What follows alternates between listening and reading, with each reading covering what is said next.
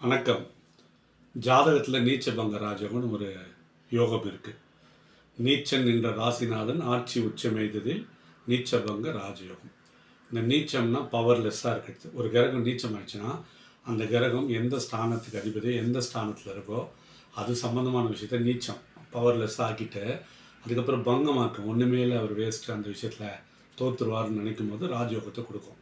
இதுதான் நீச்சபங்க ராஜயோகம். லக்னத்துக்கு லக்னத்துலேயே 1, 4, 7, 10 இது வந்து கேந்திர ஸ்தானம்.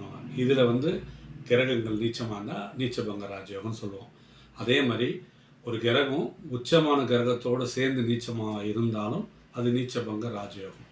அதே மாதிரி ஒரு கிரகம் ஒரு ஸ்தானத்தில் எந்த வீட்டுக்குள்ள போய் நிற்குதோ அந்த வீட்டு அதிபதி ஆட்சியை உச்சம் பெற்றாலும் நீச்சபங்க ராஜயோகம்னுவாங்க. இந்த நீச்சபங்க ராஜயோகன்றதை நம்மளால் கணக்கு போட முடியாத ஒரு யோகம். இது ஆரம்பத்தில் ரொம்ப கஷ்டப்பட்டு செகண்ட் ஹாஃபில் மிகப்பெரிய செல்வங்கள், அறிவு, ஆற்றல், பொதுஜன தொடர்பு, ஃபெமிலியாரிட்டி, பேரு, புகழ், பணம், அந்தஸ்து எல்லாத்தையுமே இந்த நீச்சபங்க ராஜயோகம் கொடுக்கும். இந்த மாதிரி யாருக்காவது நீச்சபங்க ராஜயோகங்க பொறுத்தார் பூமி ஆழ்வார் சொல்லுவாங்க. அந்த மாதிரி பொறுமையாக இருந்தாங்கன்னா, கஷ்டங்கள் வரும்போது பொறுமையாக இருக்கிறது, உயர்வுகள் வரும்போது பொறுமையாக இருந்தாங்கன்னா இவங்களுக்கு மிகப்பெரிய ராஜயோகத்தை அது கொடுக்குது. நம்ம அதிகமாக சந்தோஷப்படும் போது ஆடுறதோ கவலைப்படும் போது கதறி அழுவத்தோ இருக்கும்போது இந்த கிரகங்கள் கொஞ்சம் பங்கமாக தான் ஆகுது.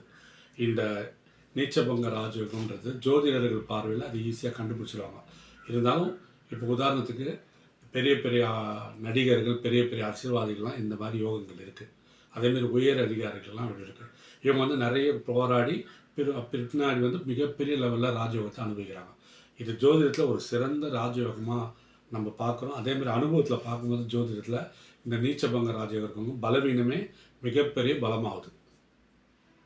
நன்றி, வணக்கம், வாழ்க வளமுடன்.